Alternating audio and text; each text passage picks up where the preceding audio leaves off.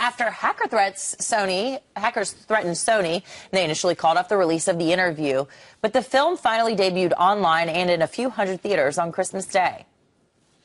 Agent Lacey with Central Intelligence. You two are going to be in a room alone with Kim, and the CIA would love it if you could take him out. Take him out. For coffee? Dinner? For kimchi? No, take him out. You want us to kill the leader of North Korea? Yes. What? All right, guys, a lot of hype. So was the interview all it was cracked up to be? The very subtle CIA there. Joining us now is Fox News contributor and founder of NerdTears.com, Kevin McCarthy. Kevin, is this about something larger than whether the movie was really any good or not? You had all the controversy. It seems as though actually what the movie was became a little bit irrelevant.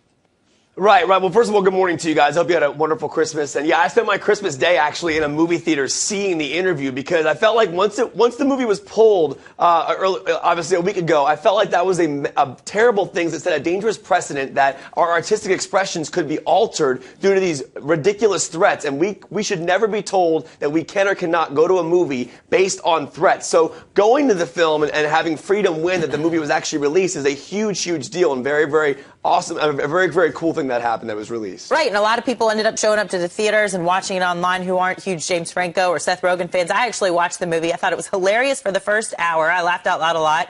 Some of the humor is quite raunchy, but then it just almost came to a screeching halt. Right. Well, the thing is, the review itself is funny because it's a separate feeling I had about the movie. The fact that it was released is a great thing, but the movie itself I thought was just okay. And I agree with you. For me, the first 15 minutes was really funny. The cameos were great. The jokes were working. Then the middle section was over long. It was boring. They kept repeating the same jokes over and over again. The Lord of the Rings joke got old after a while. James Franco was overacting at times, in my opinion. Then you get to the end, and the actual ending sequences are actually decent. The action works. But overall, for me, the film was very underwhelming. And as a movie critic, it kind of sets a weird thing because I want people to go to the theaters to see it to show that we don't give in to threats. But on the other hand, the movie really is just okay. So, final rating? I gave it a 2.5 out of 5. I honestly don't think it was that great of a movie. I think it's very underwhelming. But I do think we should go to the theaters to see it just to show that we don't give in to the threats. 2.5 stars and 1 asterisk. You got to go see it. Yeah, exactly. Yeah. Kevin McCarthy from NerdTears.com. We appreciate it.